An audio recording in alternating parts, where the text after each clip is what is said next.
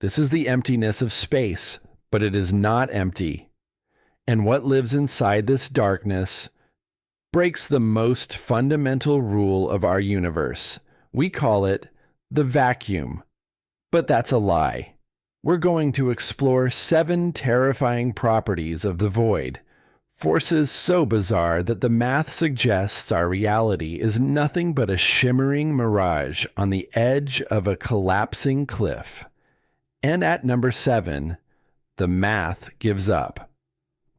Let's start with something that seems simple. When you look up at the night sky on a clear evening away from city lights, you might see a few thousand stars scattered across the darkness. That darkness, that black canvas behind the stars, that's what we're here to talk about.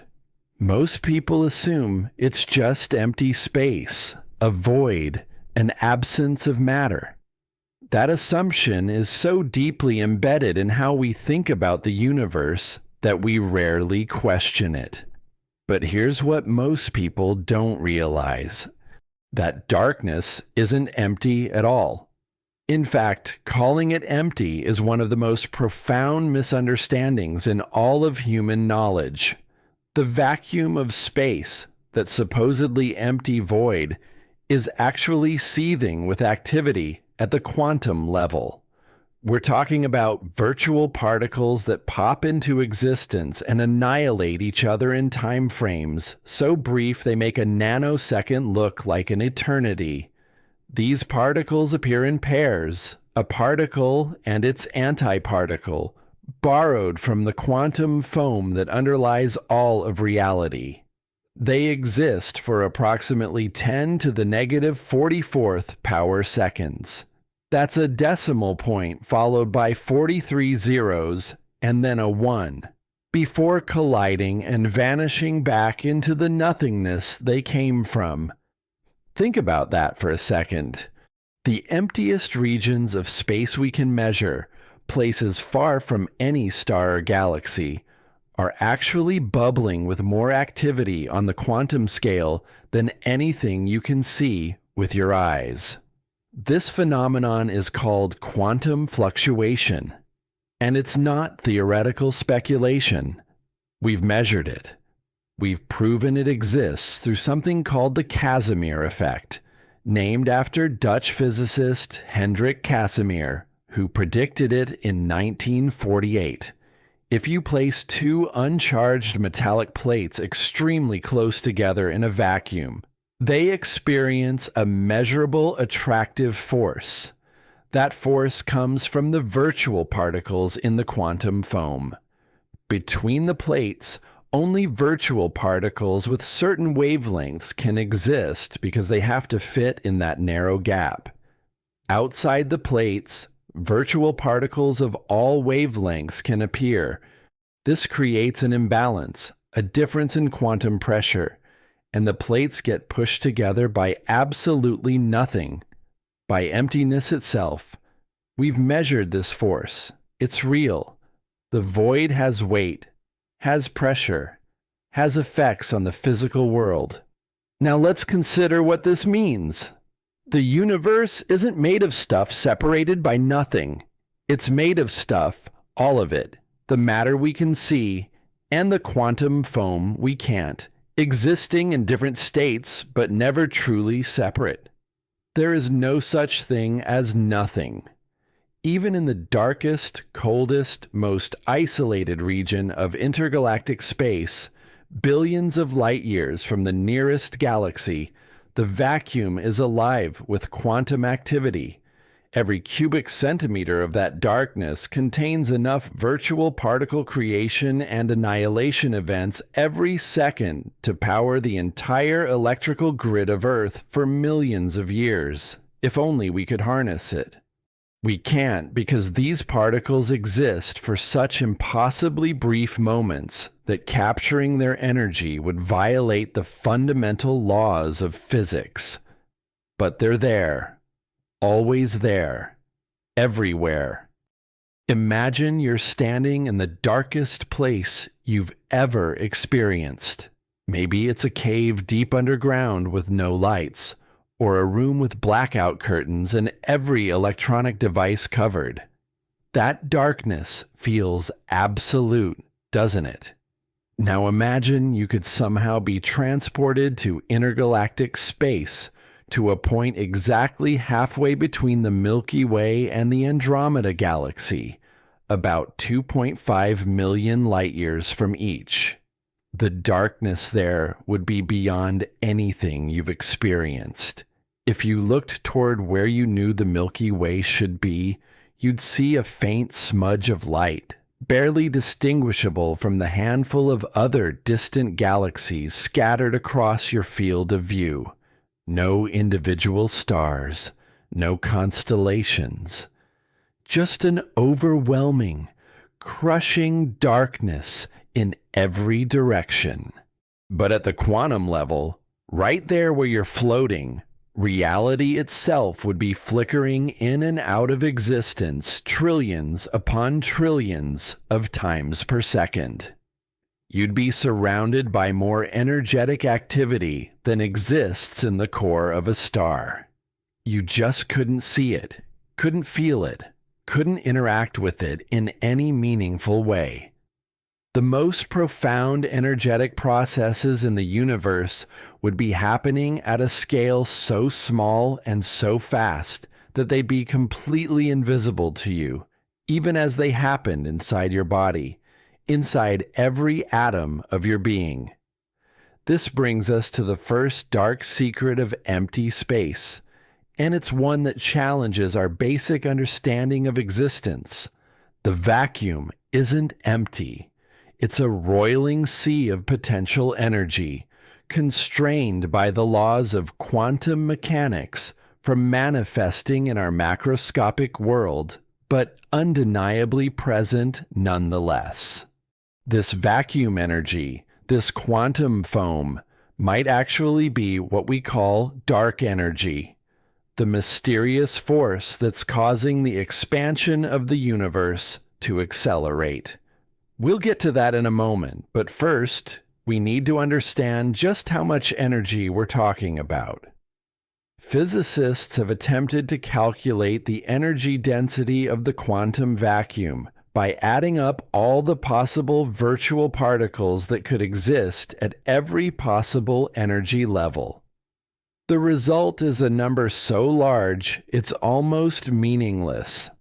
According to some calculations, the vacuum energy density should be about 10 to the power of 113 joules per cubic meter. That's a 1 followed by 113 zeros. To put that in perspective, if you could somehow convert all the matter in the observable universe into pure energy using Einstein's famous equation E equals mc squared, you'd get a number that's still unimaginably smaller than the theoretical vacuum energy in a single cubic meter of empty space. Think about that.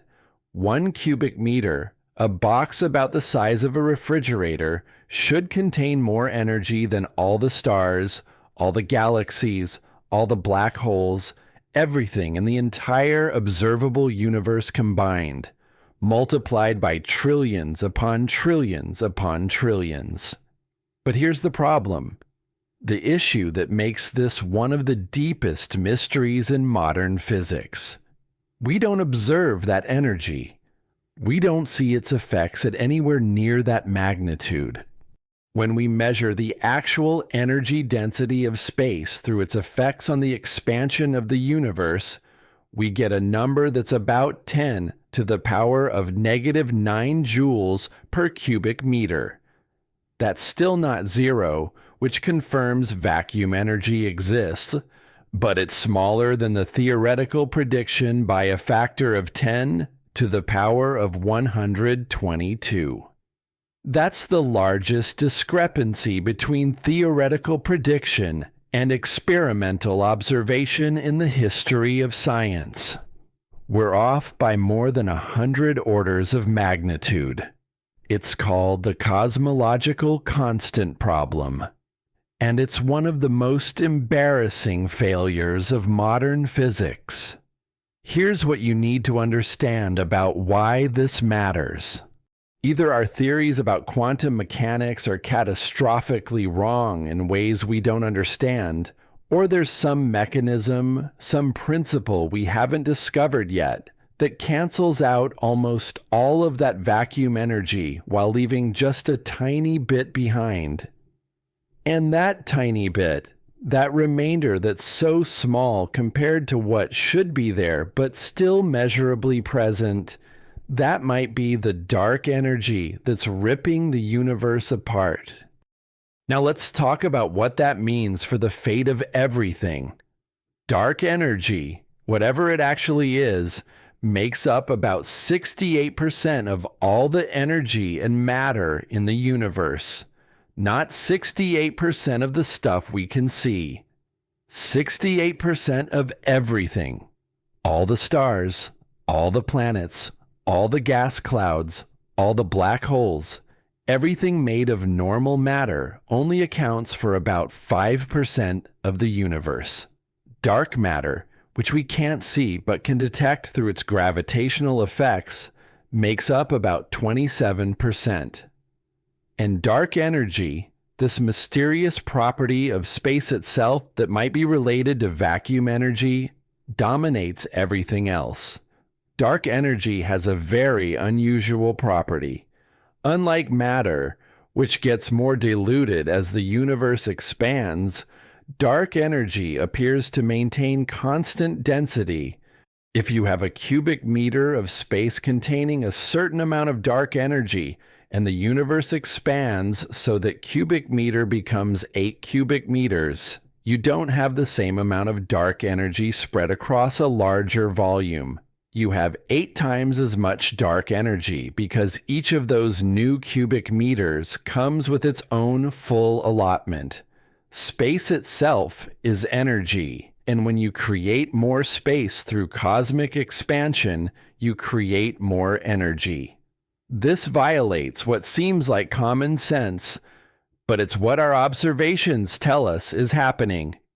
Here's what most people don't realize about the implications. This means the expansion of the universe isn't just continuing, it's accelerating.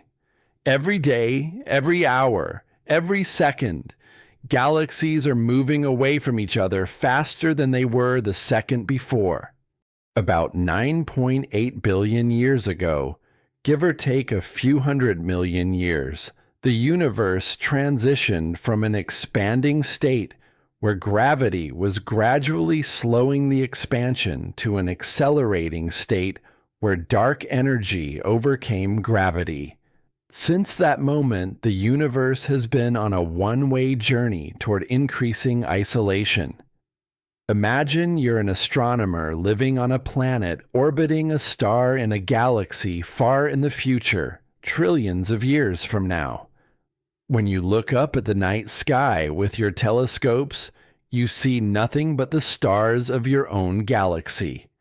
The expansion of space has carried every other galaxy beyond what's called the cosmic event horizon, the boundary beyond which light can never reach you, no matter how long you wait, because space is expanding faster than light can traverse it. You'd have no way to know other galaxies ever existed. Any evidence of the Big Bang would have long since faded away. The cosmic microwave background radiation, that faint glow left over from when the universe was young, would have been stretched to wavelengths longer than the size of your galaxy itself, completely undetectable.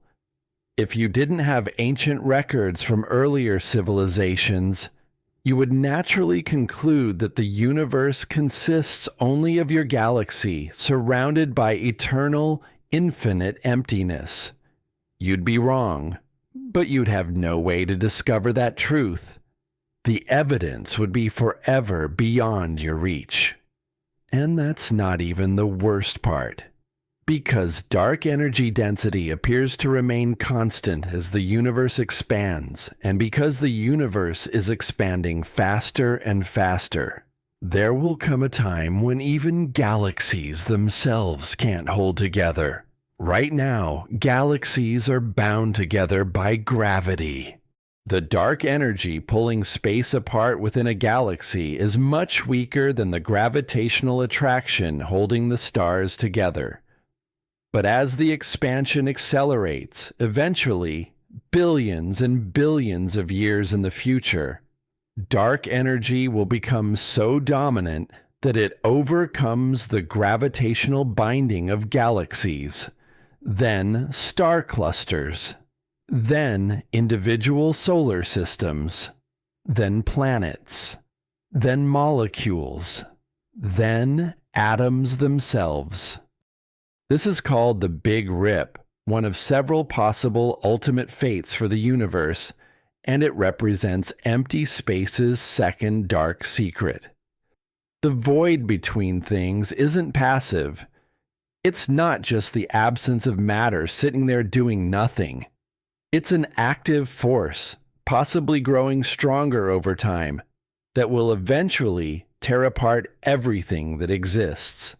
In the Big Rip scenario, there would come a moment, perhaps 50 billion years from now, perhaps much longer, when the expansion of space becomes so violent that the electromagnetic forces holding atoms together can't resist it anymore. Every atom in the universe would be ripped apart simultaneously. Electrons would be torn from their nuclei. Quarks would be separated from each other, something that doesn't happen under normal circumstances. And then reality, as we understand it, would simply cease to exist, replaced by an infinitely expanding void where not even the basic building blocks of matter can exist. Think about that for a second. The most likely fate of the universe, based on our current understanding, isn't heat death where everything gradually winds down into cold, dark equilibrium. It's violent destruction where the fundamental structure of reality is shredded by the expansion of space itself. And there's nothing anyone can do about it. No advanced technology could prevent it. No escape is possible because there's nowhere to escape to. The thing destroying the universe isn't an external threat. It's the universe itself, the property of space and time that makes existence possible in the first place. Now let's consider the sheer scale of emptiness we're dealing with. The observable universe has a radius of about 46 billion light years. That's about 290 billion trillion miles, or about 460 billion trillion kilometers. That's how far light has been able to travel toward us since the Big Bang, accounting for the expansion of space that's occurred during that journey. Within that vast sphere, we can detect about 2 trillion galaxies. That sounds like a lot, and it is. But here's the thing. The total volume of all the stars in all those galaxies, if you could somehow compress them all together into one region, would take up less than 1 trillionth of 1 trillionth of 1 trillionth of the total volume of the observable universe. Let me say that differently. If the observable universe were represented by all the world's oceans combined, about 335 million cubic miles of water, the total volume occupied by stars would be about the size of a grain of sand. Everything else is emptiness, or what we call emptiness anyway, knowing now that it's not truly empty. Even within galaxies, the emptiness dominates. Our own solar system is mostly void. The sun contains 99.86% of all the mass in the solar system, and the sun itself is mostly empty space at the atomic level. If you could remove all the empty space from the sun, compress all its atoms so the protons, neutrons, and electrons were actually touching each other, the entire sun would shrink down to a sphere about 10 miles across. That's the mass of our sun, something so large that more than 1,000,000 Earths could fit inside it, compressed down to something you could fit between 2 cities. But even that doesn't capture how empty atoms themselves are. An atom's nucleus, containing all its protons and neutrons, has a radius of about 10 to the negative 15th meters. That's 1 femtometer, or 1 quadrillionth of a meter. The electron cloud surrounding that nucleus extends to a radius of about 10 to the negative 10th meters, 1 angstrom. That means the nucleus occupies about 1 trillionth of the total volume of an atom. If you scaled an atom up so the nucleus was the size of a golf ball, the electron cloud would extend out about 1.5 miles in every direction, or about 2.5 kilometers. Everything in between would be emptiness governed by quantum probability fields. Imagine you're shrunk down to subatomic size and placed inside a carbon atom, one of the atoms that makes up a significant portion of your body. You're standing on the nucleus, a cluster of 6 protons and typically 6 neutrons bound together by the strong nuclear force. Above you, below you, in every direction around you, extending out to a distance that seems impossibly vast from your current perspective, is nothing but probability. The electrons that orbit this nucleus aren't solid objects following defined paths like planets around a star. They're quantum probability clouds, regions where an electron is more likely to be found, but they're never in any specific location until something measures them.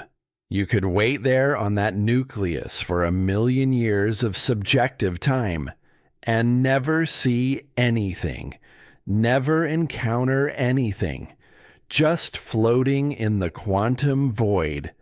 The next nearest nucleus, the nucleus of a neighboring carbon atom, would be unimaginably distant from your current perspective, separated from you by a gulf of emptiness so profound that crossing it would take longer than a human lifetime, even if you could somehow travel at relativistic speeds. This is the third dark secret of empty space. The universe isn't mostly empty because there's nothing there. It's mostly empty because reality itself, at its most fundamental level, is structured around emptiness. The forces that govern atoms, that determine how they bond with each other and interact, rely on that emptiness. Matter as we know it, solid matter that you can touch and hold, exists only because of the vast empty spaces within and between atoms. If you actually removed all that emptiness, if you compressed matter down to where all its constituent particles were touching, you wouldn't have solid matter anymore. You'd have something much stranger. That something strange is called degenerate matter, and it exists in some of the most extreme environments in the universe. When a star much more massive than our sun exhausts its nuclear fuel, it can no longer support itself against its own gravity.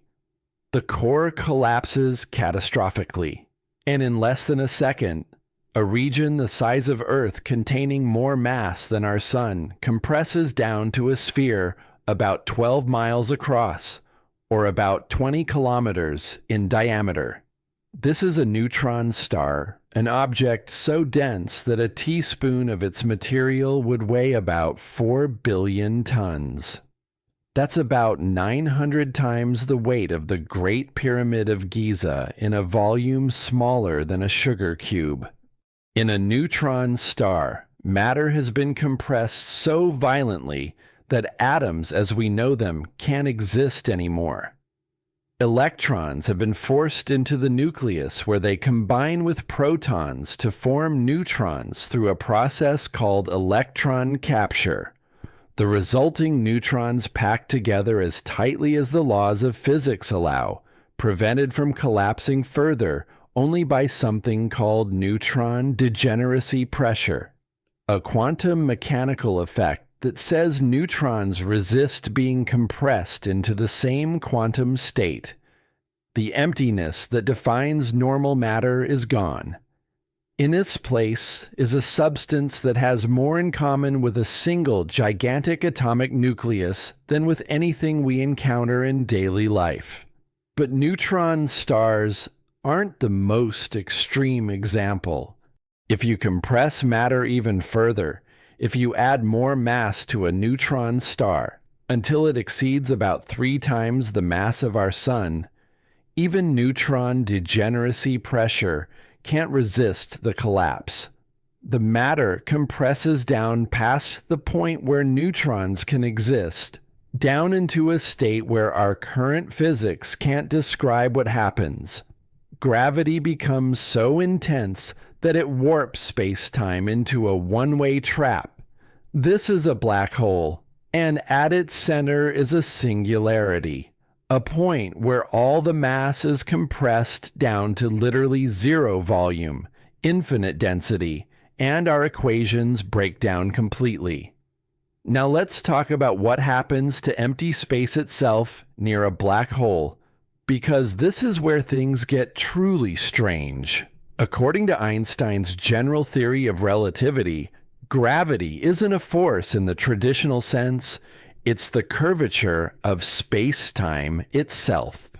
Massive objects create dents or curves in the fabric of space and time, and other objects moving through that curved space follow the straightest possible paths, which look curved to us. Near a black hole, this curvature becomes extreme. At the event horizon, the boundary beyond which nothing can escape a black hole, space-time is curved so severely that all paths lead inward. If you could somehow hover just above the event horizon and shine a flashlight outward, away from the black hole, the light would travel in what it considers a straight line. But space-time is so curved there that the light's straight path curves back down into the black hole. You can't escape, not because the gravity is pulling you in, though that's a useful way to think about it, but because the structure of space and time itself has been bent so that there is no outward direction anymore. All of space points inward. Here's what most people don't realize about this. When we say space-time is curved near a black hole, we're not using a metaphor. Space itself, the distance between points, is physically different. If you were falling toward a black hole's event horizon feet first, the gravitational field at your feet would be noticeably stronger than the field at your head, because your feet are closer to the singularity. This difference in gravitational strength would stretch you vertically while compressing you horizontally, an effect called spaghettification. For a black hole with the mass of our Sun, this tidal force would become extreme enough to tear you apart while you're still thousands of miles from the event horizon.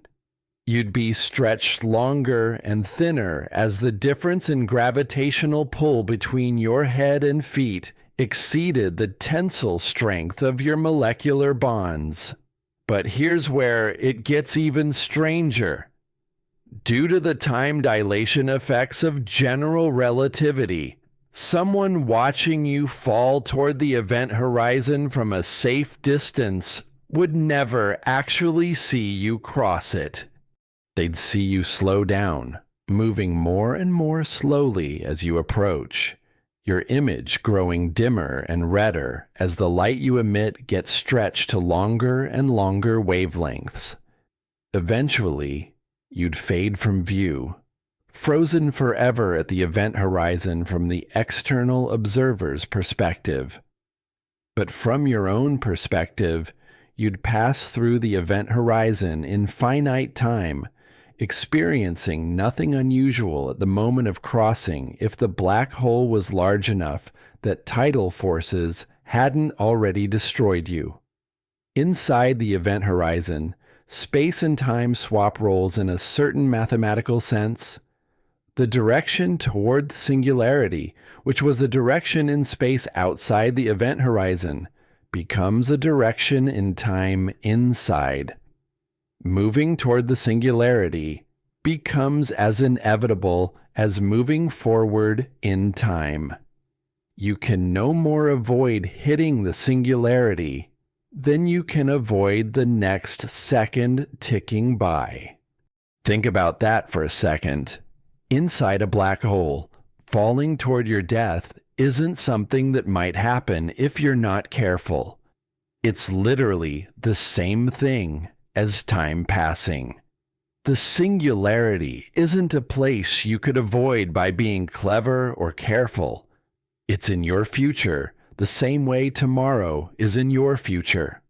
This represents the fourth dark secret of empty space, the fact that under extreme conditions, the distinction between space and time, the distinction we use to organize our understanding of reality, breaks down completely.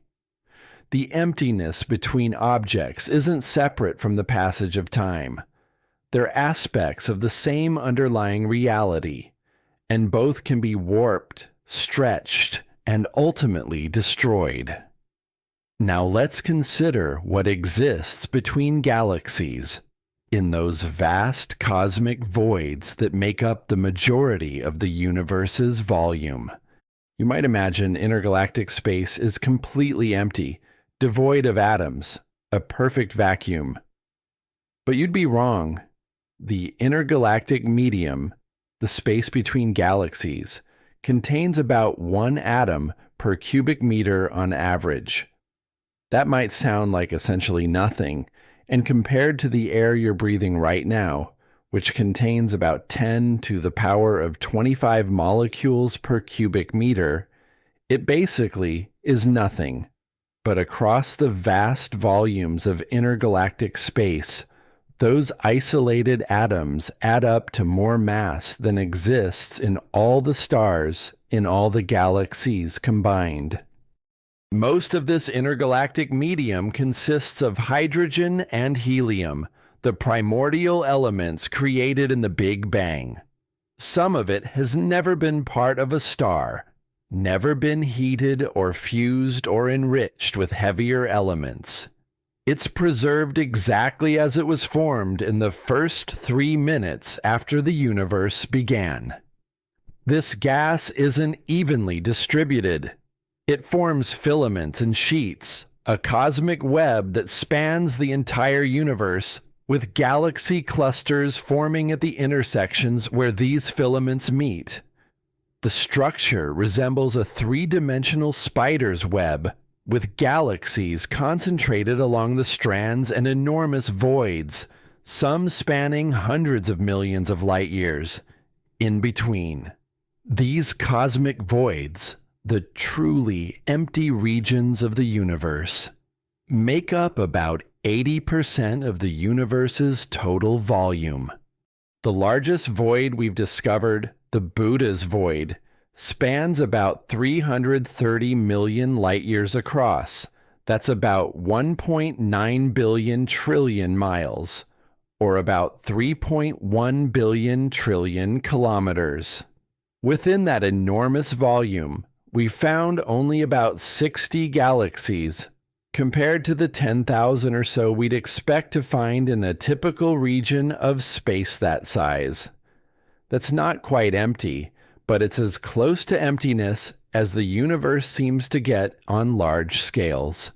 Imagine you're an astronomer living on a planet in a galaxy located in the center of the Buddha's void. When you look up at the night sky, you see the stars of your own galaxy, But when you look beyond them with your most powerful telescopes, you see almost nothing. The nearest galaxies are hundreds of millions of light years away in every direction. So distant they appear as faint smudges, barely distinguishable from background noise. You'd have to look 165 million light years, the distance from here to beyond thousands of galaxy clusters, before you'd see the kinds of galactic densities that we consider normal.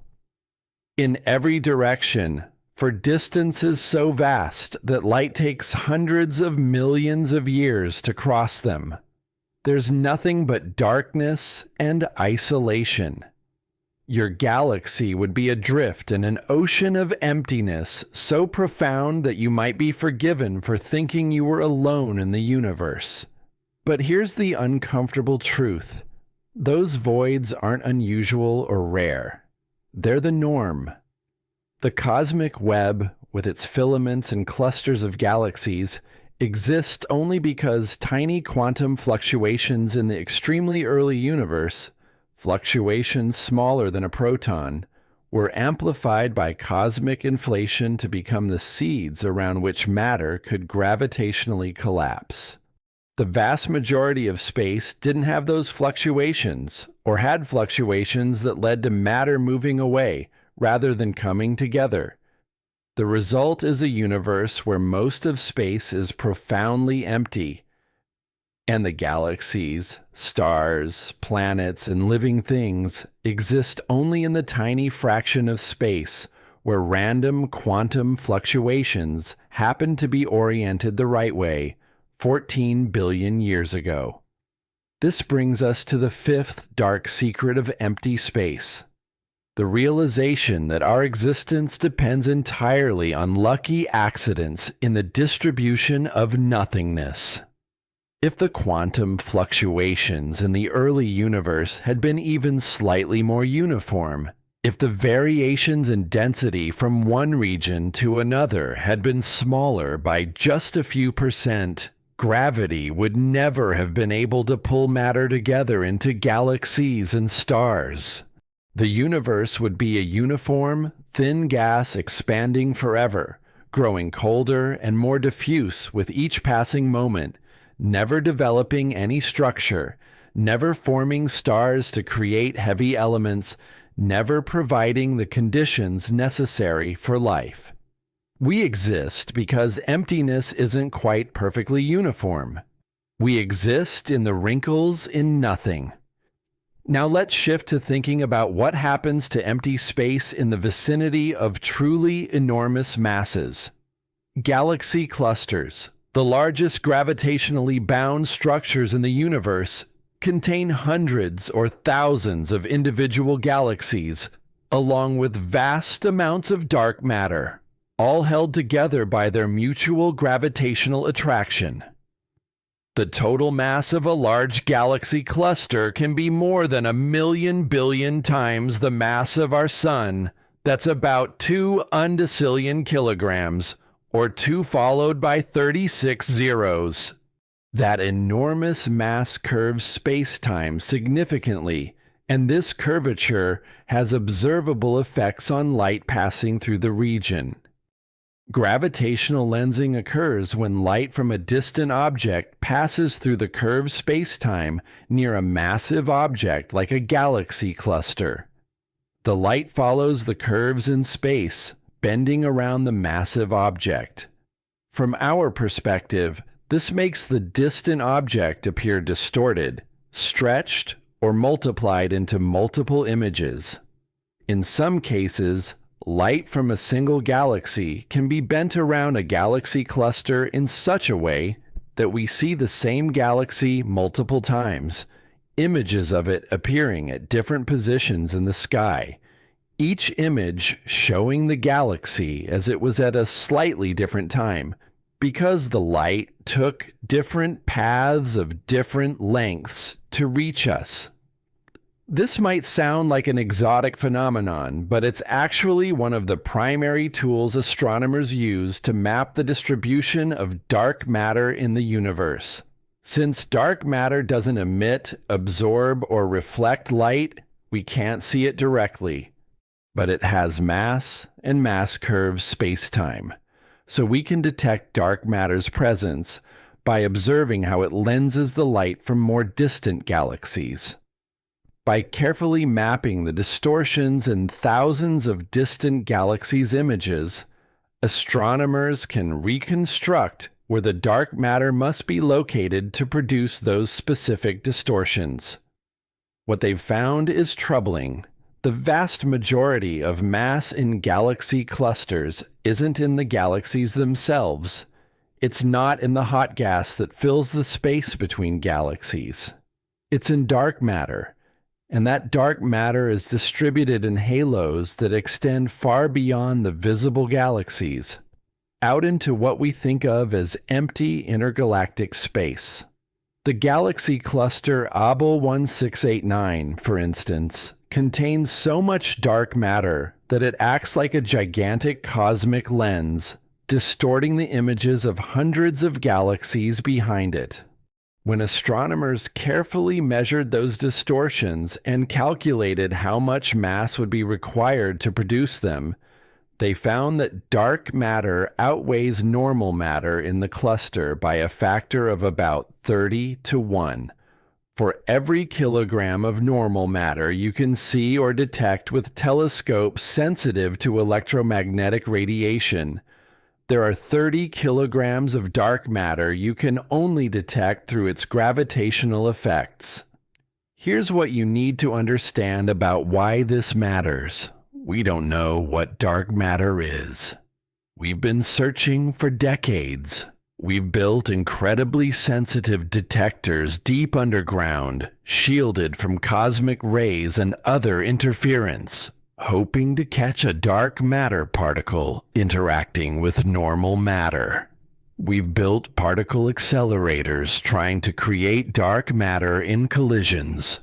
We've used space telescopes to look for the signatures of dark matter particles annihilating each other. Despite all these efforts, we still don't have direct detection. We know dark matter exists because we can see its gravitational effects. We can measure those effects with extraordinary precision.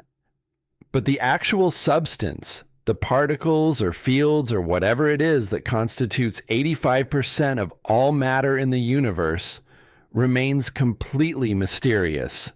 This is the sixth dark secret of empty space.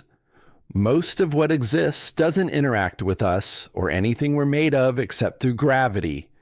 There could be dark matter passing through your body right now, millions of particles every second, and they'd go right through without interacting with a single atom.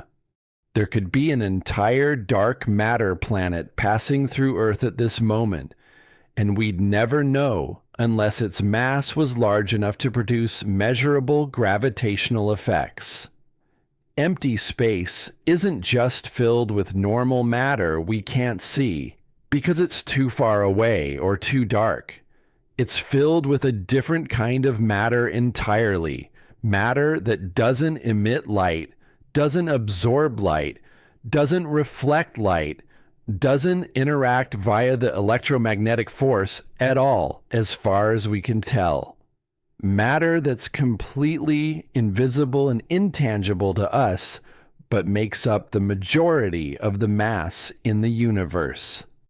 Imagine you're floating in intergalactic space, far from any galaxy, in one of those vast cosmic voids we talked about earlier.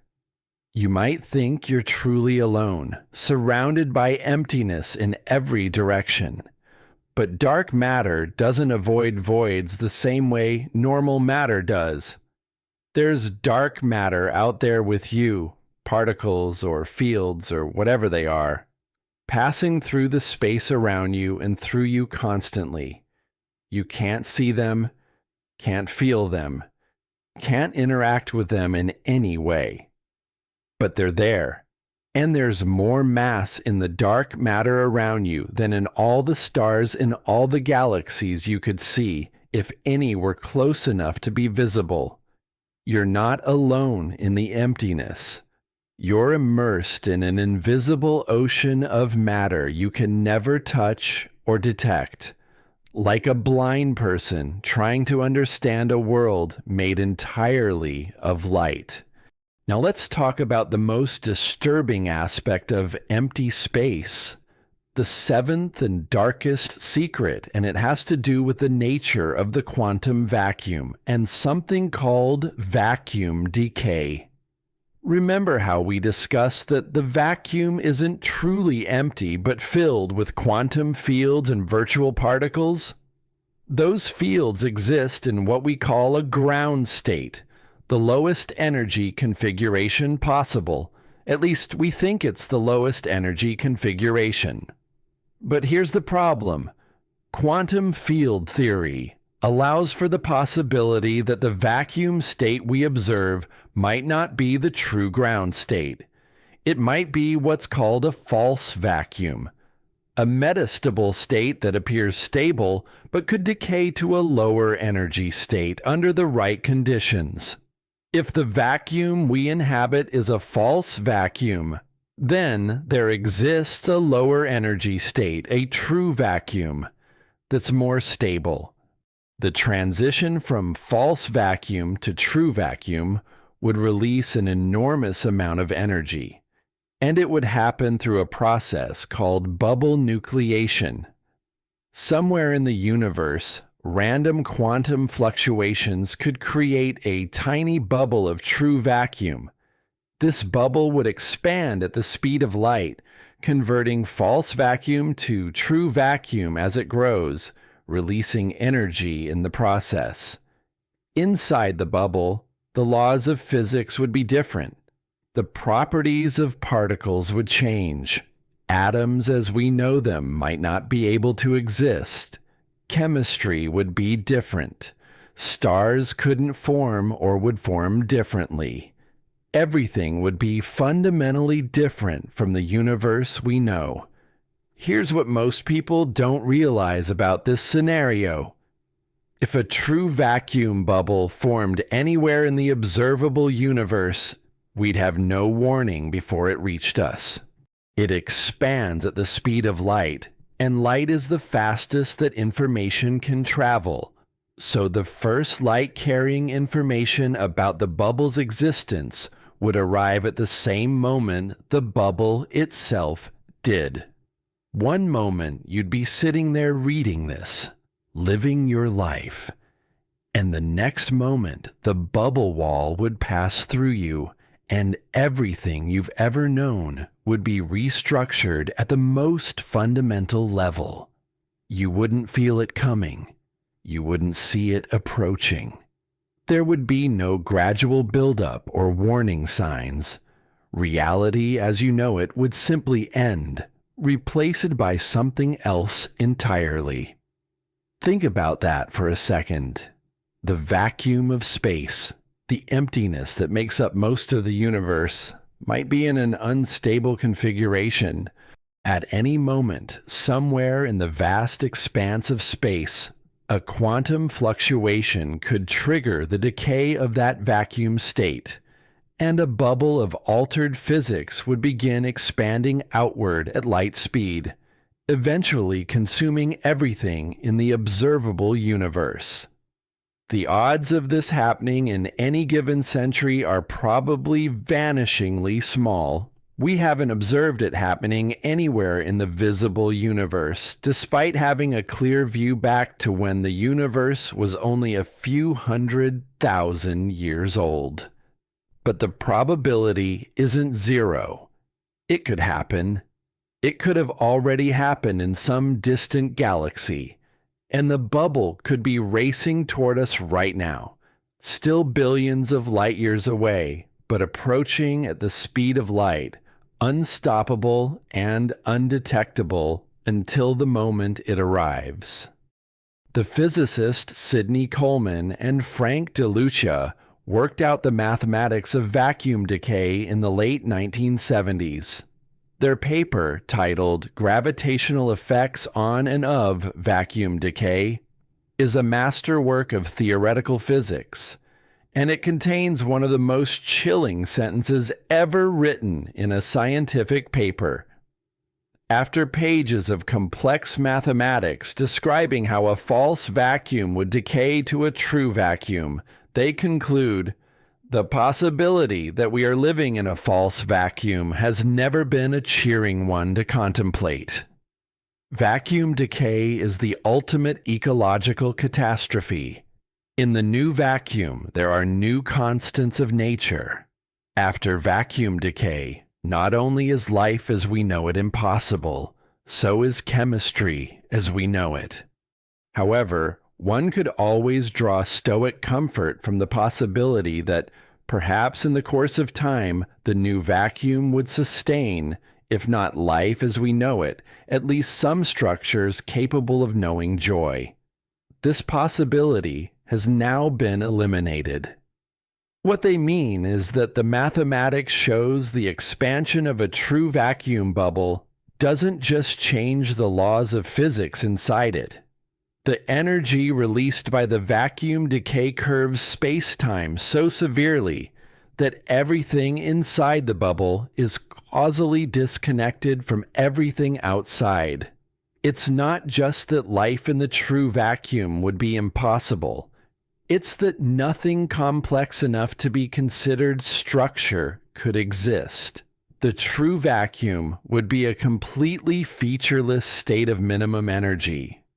A universe where literally nothing happens because there's no way for anything to happen.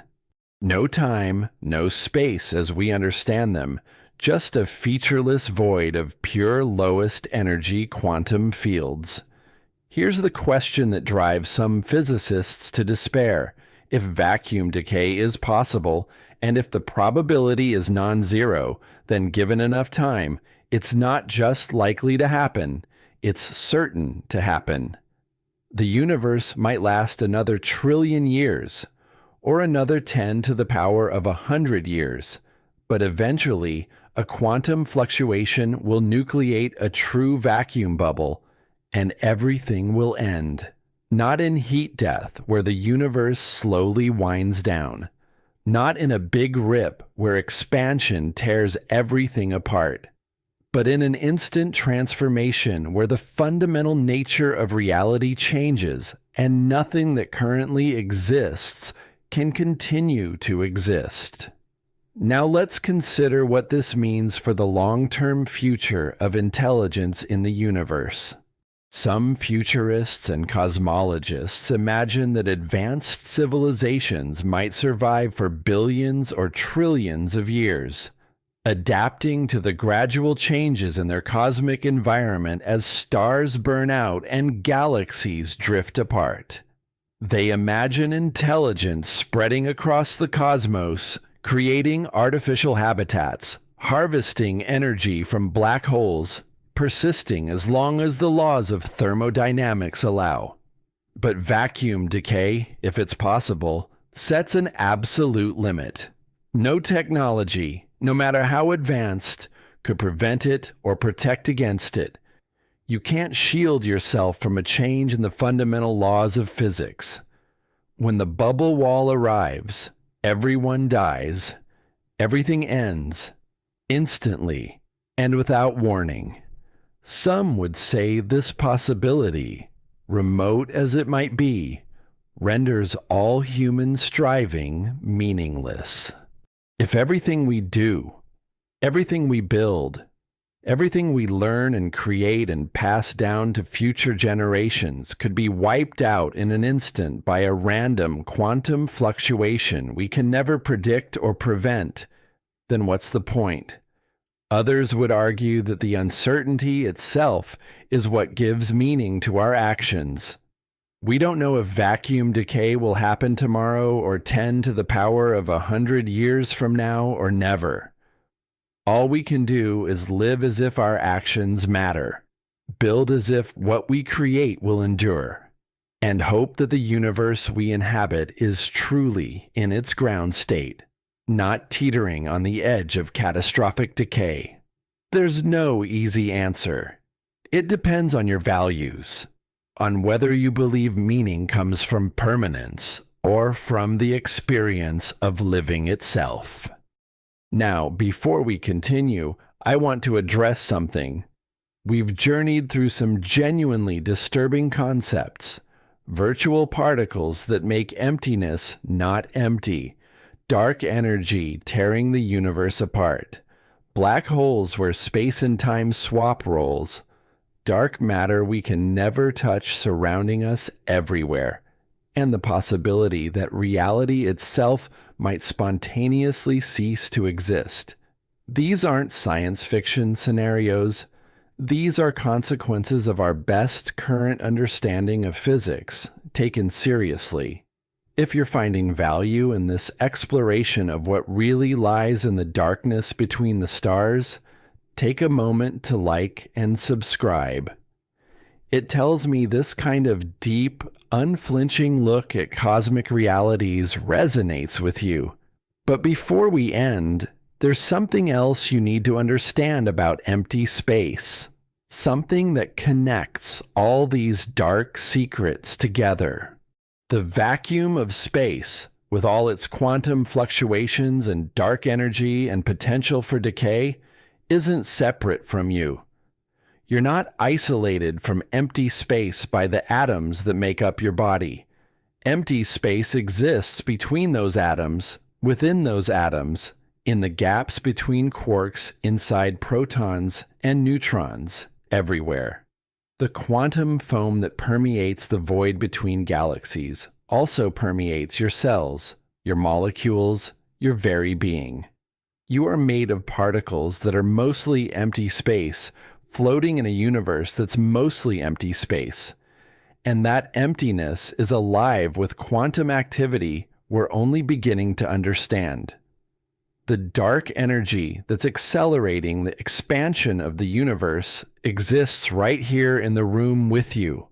The vacuum energy density might be only about 10 to the negative 9th joules per cubic meter, but it's present in every cubic meter, including the space your body occupies.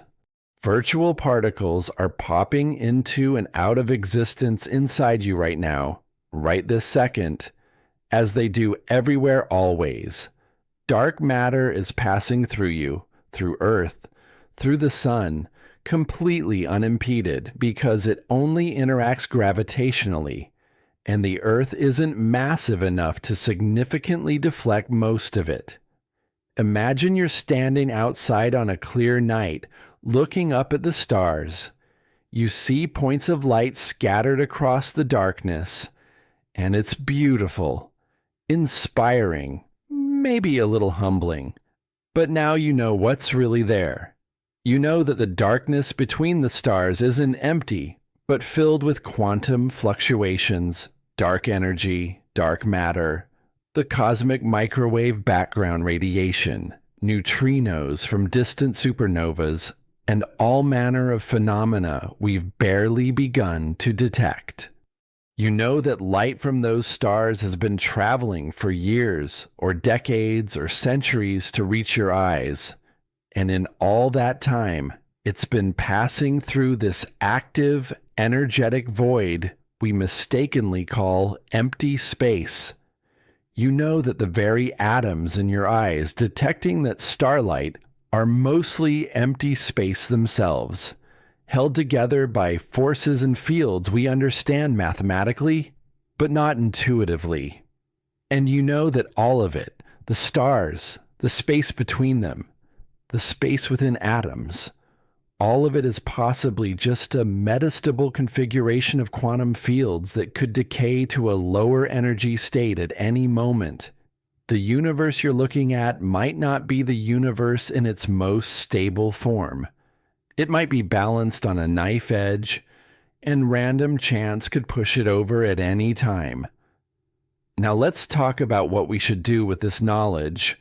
Some people, when confronted with the reality that the universe is mostly empty space, that it's expanding and accelerating toward greater emptiness, that we're surrounded by matter and energy we can't see or touch, and that everything might end in an instant through vacuum decay, react with nihilism.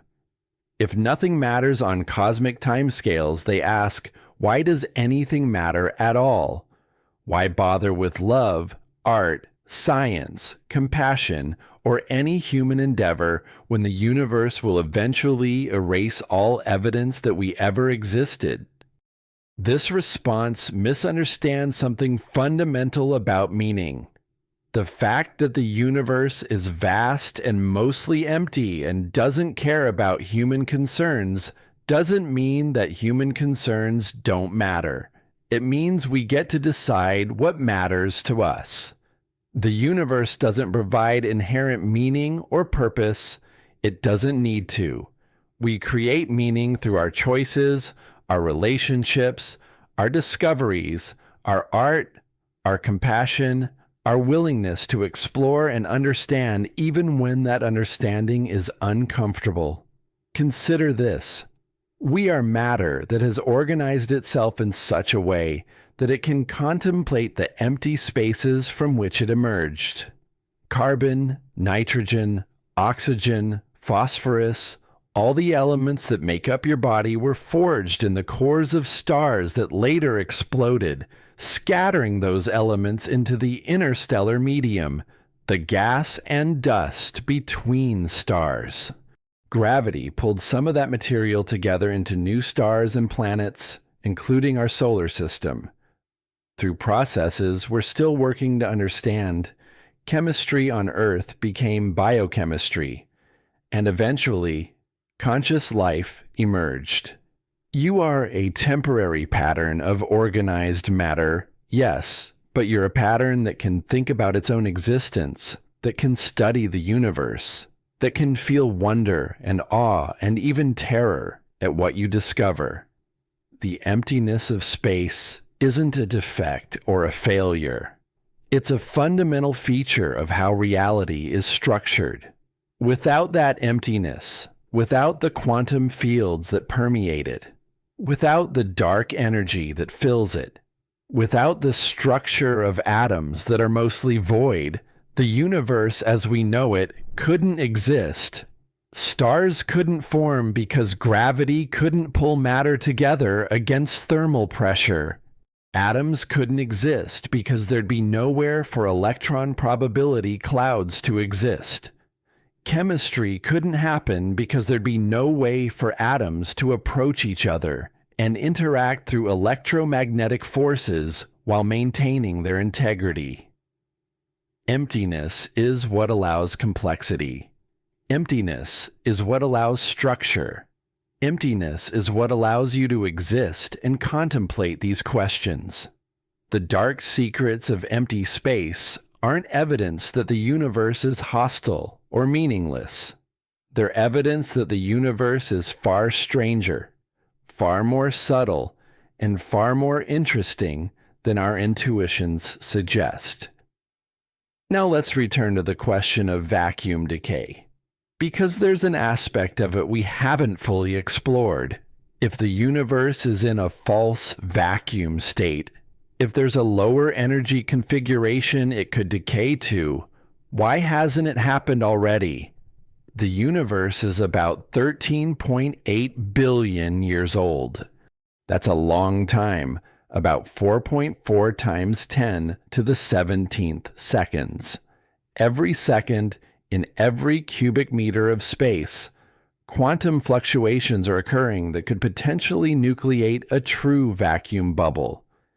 If the probability per unit volume per unit time is high enough, a bubble should have formed somewhere in the observable universe by now, and it should have consumed everything already. The fact that we're here, that the universe appears stable, suggests one of several possibilities. Maybe the probability of vacuum decay is so extraordinarily low that even across the vast volume of the observable universe and the billions of years it's existed, a bubble hasn't formed yet. Maybe the vacuum state we inhabit really is the true ground state, not a false vacuum. And decay is impossible Or maybe the process of cosmic inflation in the early universe, the period when space expanded exponentially fast, somehow selected for bubble universes that are in stable or extremely long-lived vacuum states. And we find ourselves in such a universe not by luck, but because unstable universe bubbles don't last long enough to develop observers. This last possibility connects to something called the anthropic principle. The idea that the universe appears fine-tuned for life, not because of any cosmic purpose, but because in a multiverse containing many different bubbles with different laws of physics, observers will only evolve in bubbles where the laws of physics allow for complexity and life. We observe a universe with stable vacuum, with dark energy density that's small enough to allow galaxies to form but large enough to be measurable, with physical constants that permit atoms and chemistry and stars, not because the universe was designed that way, but because all the other possible configurations don't produce observers to notice them. Think about that for a second. If vacuum decay is a real possibility, then our universe might be one bubble in a vast multiverse of bubbles, each with different vacuum states and different physical laws. Most of those bubbles would be sterile, unable to support complexity or life. But in the rare bubbles where conditions allow for galaxies, stars, planets, and life, observers emerge and wonder why the universe seems so perfectly suited to their existence. The answer would be that it isn't. Most of the multiverse is hostile to life. We just happen to find ourselves in one of the rare exceptions because there's nowhere else we could find ourselves. This is deeply unsatisfying to many people because it replaces the question, why is the universe the way it is? With because if it were different, we wouldn't be here to ask. It feels like a non-answer, a way of avoiding the question rather than addressing it. But it might be the only answer available. If the fundamental laws of physics are determined by random quantum fluctuations in the early universe or during eternal inflation, then there's no deeper explanation for why our particular bubble has the particular laws it does. It just does, and observers evolve to contemplate those laws in bubbles where the laws permit it. Now, here's something that should truly disturb you. If we live in a false vacuum, if vacuum decay is possible, then every time we do an experiment involving extremely high energies, we're rolling the dice. There's a theoretical possibility that colliding particles at high enough energies could create a bubble of true vacuum. When physicists were preparing to activate the Large Hadron Collider, the most powerful particle accelerator ever built, some people worried that it might create a black hole that would consume the Earth or trigger vacuum decay that would destroy the universe. Those fears were overblown. Cosmic rays hit Earth's atmosphere all the time with energies far higher than anything we can produce in particle accelerators, and they haven't triggered vacuum decay. If high-energy collisions could easily nucleate true vacuum bubbles, the universe would have already decayed. But there's a more subtle concern. As we develop more powerful technologies, as we probe higher energies and more extreme conditions, we might eventually reach a threshold where vacuum decay becomes possible. We almost certainly won't. The energy scales required are likely far beyond anything we could ever achieve. But the probability isn't exactly zero, and that's philosophically troubling.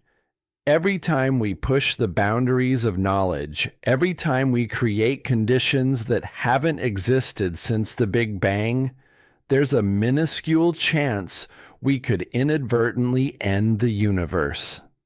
Do we have the right to take that risk, even if the probability is astronomically small? Does the pursuit of knowledge justify any level of risk to the continued existence of everything?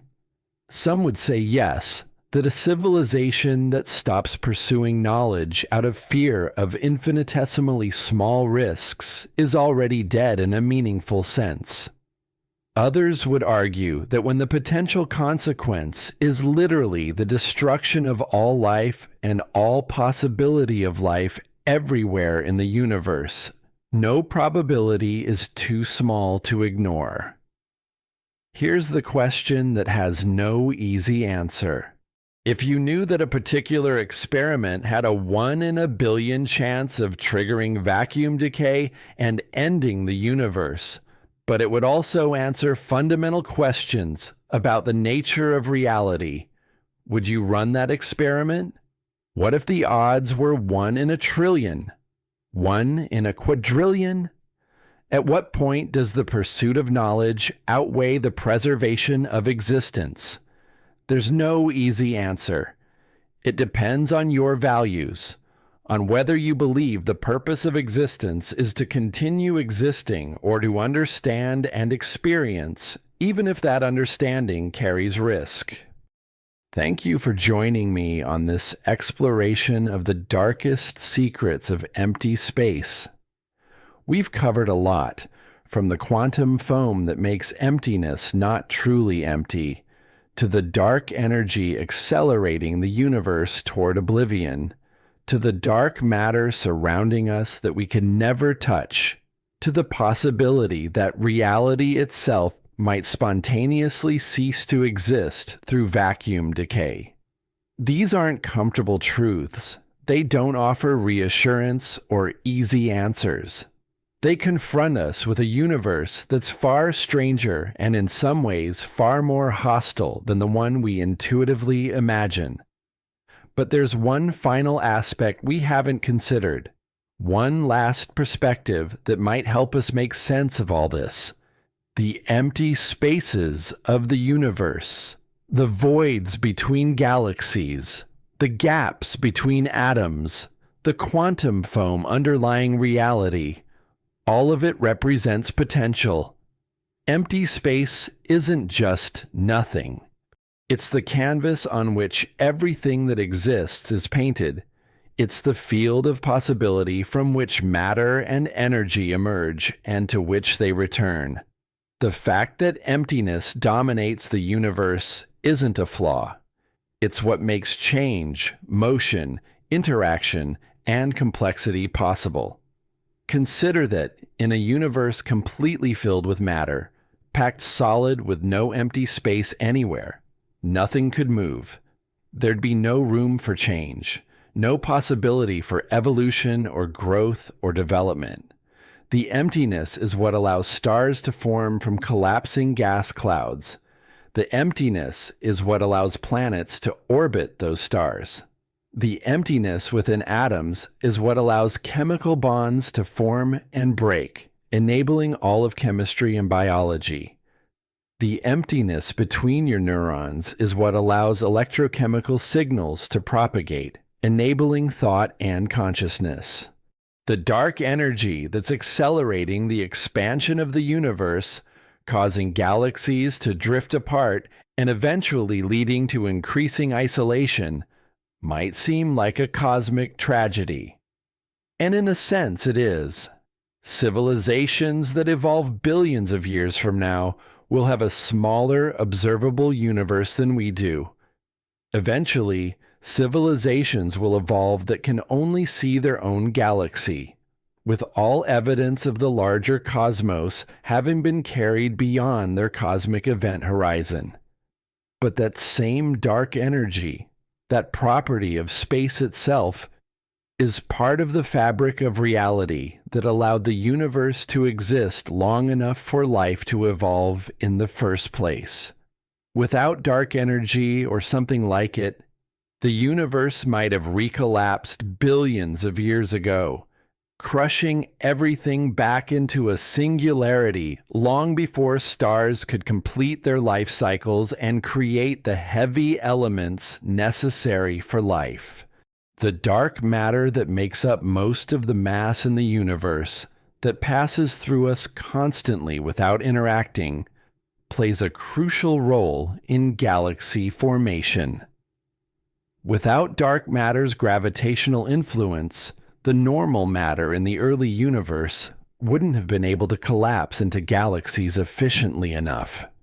The cosmic microwave background radiation, that faint glow left over from when the universe was young, shows us that normal matter alone couldn't have formed the structures we see. Dark matter provided the gravitational scaffolding around which galaxies formed. We exist because the universe contains this mysterious dark matter that we can't see or touch. Even vacuum decay, the most terrifying of all these dark secrets, represents something profound about the nature of reality. If the vacuum can decay, if quantum fields can transition from one state to another, then reality is fundamentally dynamic and creative. The laws of physics themselves might not be eternal, unchanging absolutes, but emergent properties of quantum fields in particular configurations. This suggests that the universe is far more flexible, far more capable of variation and creativity than we might have imagined.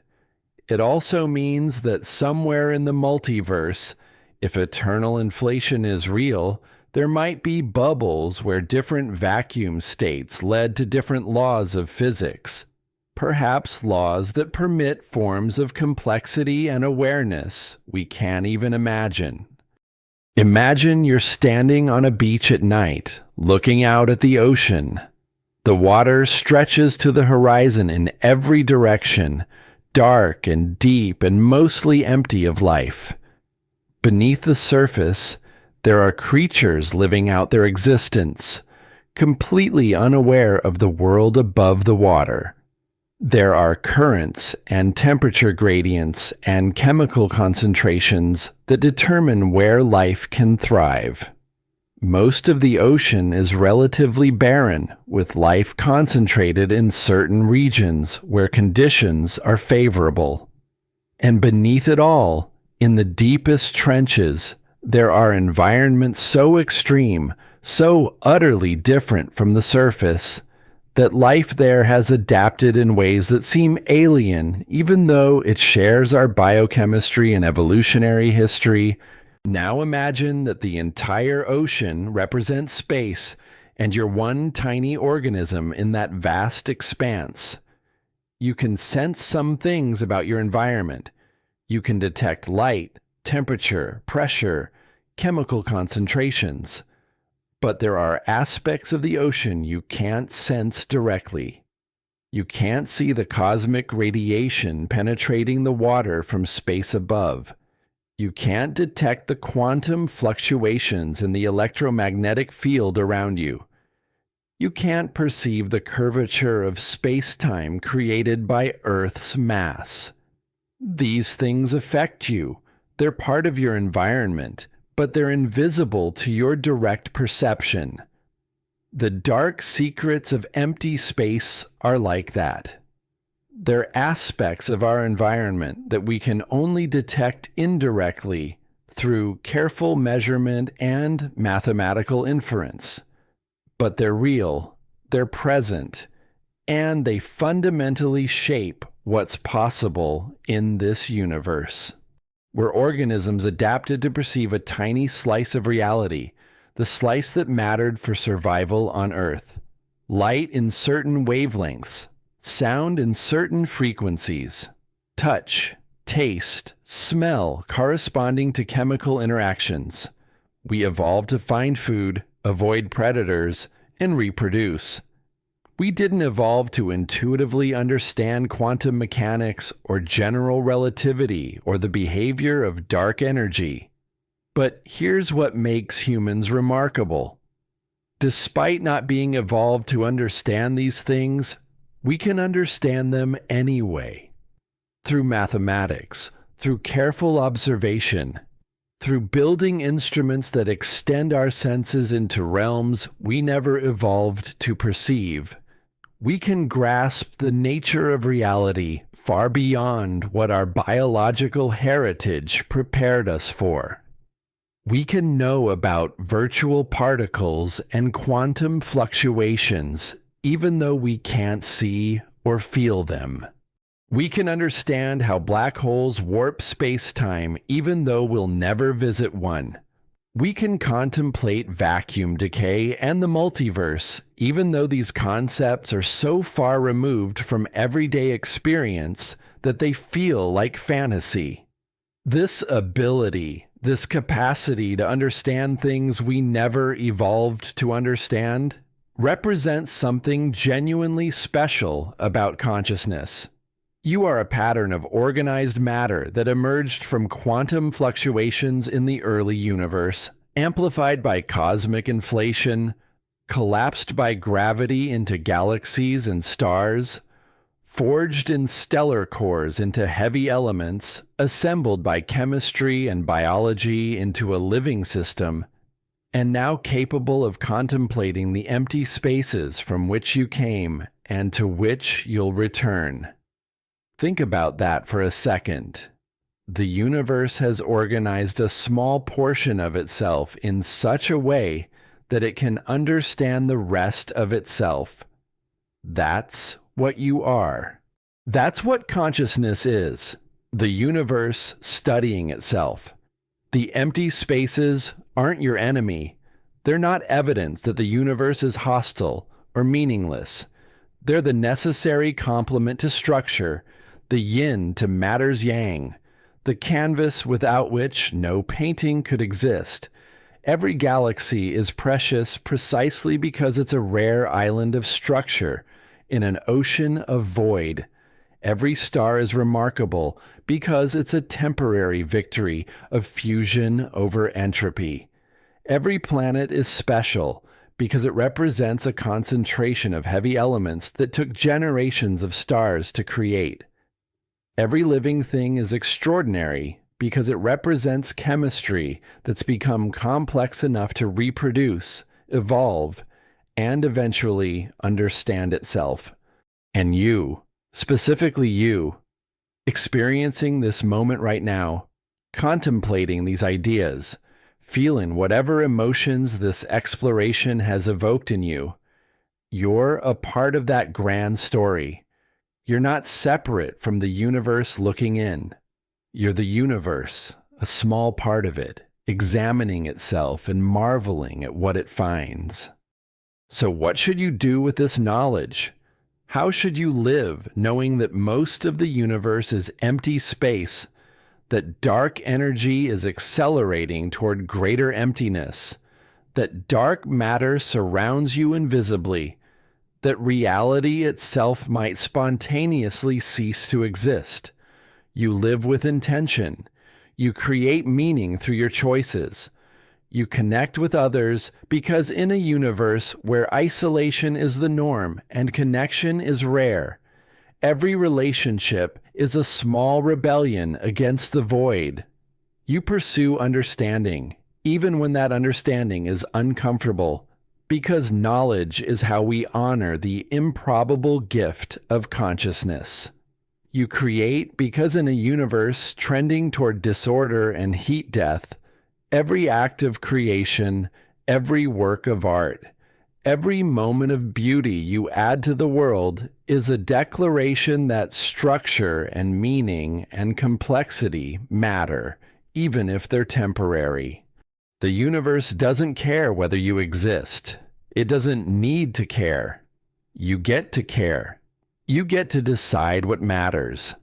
And in making that decision, in living as if your choices have meaning despite the cosmic context, you participate in the most remarkable phenomenon in the known universe. Matter that has become aware of itself and chosen to create meaning in the face of vast, indifferent emptiness. If this moved you, challenged you, or made you think differently about your place in the cosmos, please like and subscribe. These explorations of reality's deepest questions take time and effort to research and create, and your support helps ensure I can continue making them. More importantly, it helps these ideas reach others who are ready to contemplate the universe as it really is, not as we wish it were. The dark secrets of empty space, the quantum foam beneath reality, the dark energy accelerating expansion, the dark matter we can't touch, the possibility of vacuum decay. All of these represent the difference between the universe we imagined as children, with stars as friendly lights in a comfortable darkness, and the universe we actually inhabit, far stranger and more wonderful and more terrifying than any childhood fantasy. We stand on a small rock orbiting an average star in an unremarkable galaxy in a universe that's mostly empty space, animated by forces we're only beginning to understand, hurtling through the void at hundreds of miles per second. Our atoms constantly penetrated by particles and fields we can't perceive. Our continued existence dependent on the metastability of quantum fields we didn't know existed until recently. It's enough to make you feel very small. And you should feel small, because you are small on cosmic scales. But you should also feel profound, because you're the universe looking at itself. And that's not small at all. That's everything. The emptiness surrounds us, permeates us, defines the structure of atoms and the space between galaxies. But we are here nonetheless, aware nonetheless, capable of love and creation and understanding nonetheless. The void doesn't diminish us. If anything, it makes us more remarkable, more precious, more worthy of wonder. We are islands of complexity in an ocean of emptiness, and we burn bright with consciousness and meaning for a brief cosmic moment before returning to the dark from which we came. Make that moment count. Create something. Learn something. Connect with someone. Add a little more structure, a little more meaning, a little more light to the universe while you can. The void is patient. It will wait.